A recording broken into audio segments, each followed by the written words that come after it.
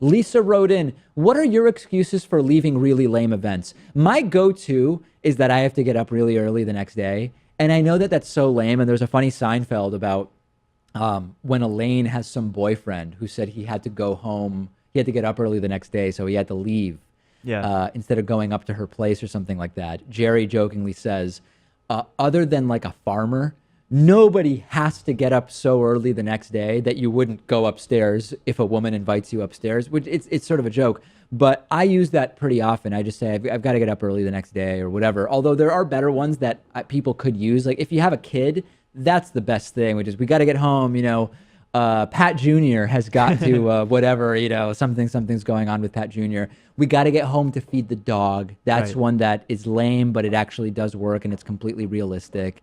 I don't know. Those are some of the common ones I think of. Or you can just leave it a bit more ambiguous, like, oh, I have a medical thing to attend to. I have a doctor's appointment. Well, I've got to have go a home family to emergency. I have to go take my insulin, right? I mean, that would be one that I see. Now, I think it's bad karma, even though I don't believe in karma, to anytime use medical excuses that don't actually apply to you, because I feel like even though I don't believe in karma, and I don't even really believe in luck, I believe in odds, I still just think it's not good to use illness. Like I never pretended to be sick to call out of work because I thought it's just bad, because then when I'm really sick, then it's not going to be believed or whatever the case may be. So I generally shy away from that. But if you really do have some kind of medical reason, those are very good reasons to leave some kind of event. If you're in a big audience where it's not going to really be noticed if you leave entirely and don't come back, I don't even think you have to give an excuse. You can just kind of head out the door and people will assume you're going to the bathroom or something. That's called the Irish goodbye. And I have no idea if that's an offensive term. I genuinely have no idea. But and I don't know where it came from. And I really hope it doesn't have to do with like drinking or that it's offensive in some way. But a lot of my friends talk about how they always do the Irish goodbye, which is when they're at a party,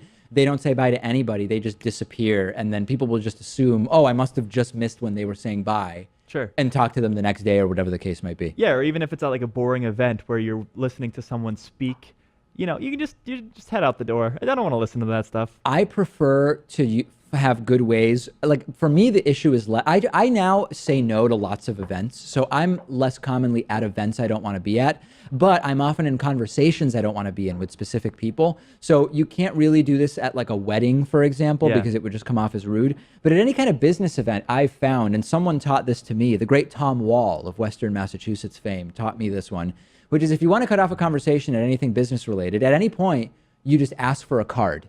This will create a situation where the person you're talking to has to get the card. And it's not rude because you're so interested in this person that you're asking for a card, presumably to contact them again at some point in the future. And then as soon as they hand you the card, you immediately put out your hand and you say, thanks so much. Really nice talking to you. That's good. And you've created a situation where, okay, we've exchanged cards and shaken hands. Clearly, the conversation has now ended. There's nothing else to do at There's this nothing point. else to do at that point. Yeah. That's a really good one that generally seems to work for me. I like that one. Yeah, try that one, Pat, if you need to at some point.